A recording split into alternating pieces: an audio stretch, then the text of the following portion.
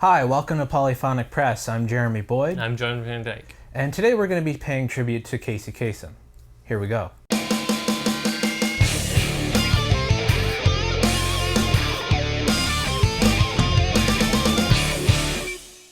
So, in case you haven't heard, Casey Kasem passed away this past Sunday, and he was really one of the most important figures in music that wasn't a musician.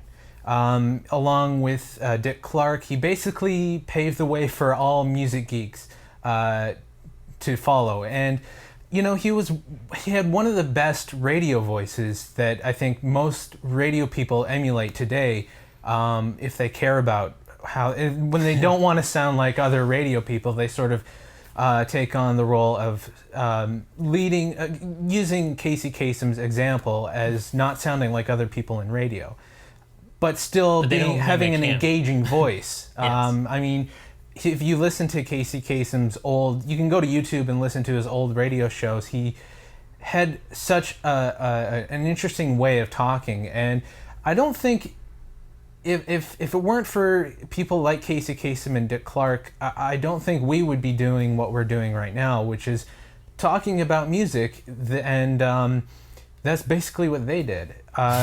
Definitely, paved the way for. He had his top 40 countdown, his top 20 countdown, many different shows that he had.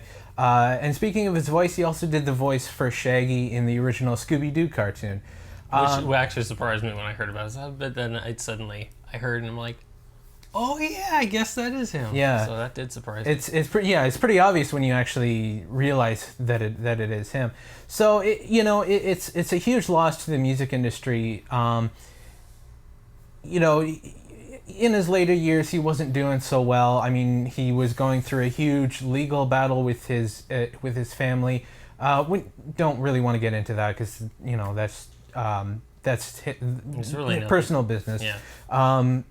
We just wanted to basically celebrate his contribution and his life. And what do you remember about Casey Kasem? Well, obviously I wasn't around during his heyday, but I do remember. I guess it was several years ago now. This is just when the Beatles were starting to. Well, you remember when Michael Jackson's estate didn't have the Beatles stuff anymore, right? And that stuff was suddenly being played a lot on the radio. Well, after all that, I guess it was one of the Toronto stations. I guess it was like Q107 or something like that. They started playing old. They started playing a show from 1979 of Casey Kasem's, right? And I remember listening to it. And it was the Top of Pops, and it was basically the hits of whatever. I guess it's something like November 1979, and it was Tom Petty was on there. Yeah, that's about. I think that's November '79 was when Damn the Torpedoes. Damn the Torpedoes came out. So I remember that, Yeah. and I think there had to have been probably names. A lot of new wave stuff. Yes, there was actually a bunch of new wave stuff coming along too. So, and I think Fleetwood Mac put out something that year too. Is that Tusk? I think so. I think Tusk came out that year. It didn't come out in 78. It came out in 79. Anyway, something like that.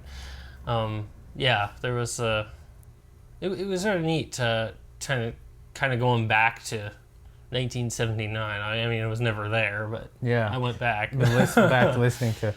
My actually first experience with Casey Kasem, as weird as it sounds, was actually on Saved by the Bell. There was a dream episode where the six people in the group had started this band, and basically I think it was Zach Morris's dream, but Casey Kasem was the host of the dream. And he was hosting the dream, and he was like commenting on what they were going through, and they became big stars. But it was a weird episode actually. Now that I think about it, but in the context of the show, it was an unusual episode for them to do. But that was my first. It's like 6 or 7 years old, and I'm watching this guy. I didn't know who he was, but that was my first experience Introduction with Casey Kasem. Hey, your first introduction to anybody, you don't know who the hell they are. It doesn't matter who they are. Oh yeah, exactly. That's right.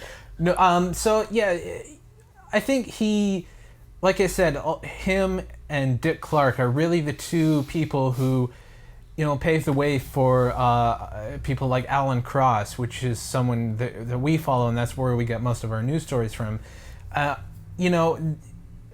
People like, they sort of made it okay to be a music geek, and they were someone that you could definitely look up to. So let us know in the comments what you guys think. Did you have any experience with Casey Kasem? Is his death your first time hearing about him? Because I know a lot of people, this is the first time that they've ever heard of him. Let us know in the comments what your experience with Casey Kasem was. Be sure to subscribe so you know when we post new videos. And you can check us out on Twitter and Facebook. Follow John on Twitter at Funky Dutch. You can help us out on Patreon, and you can check out the website polyphonicpress.com. And that's about it. I'm Jeremy Boyd. I'm John Van Dyke. Take it easy.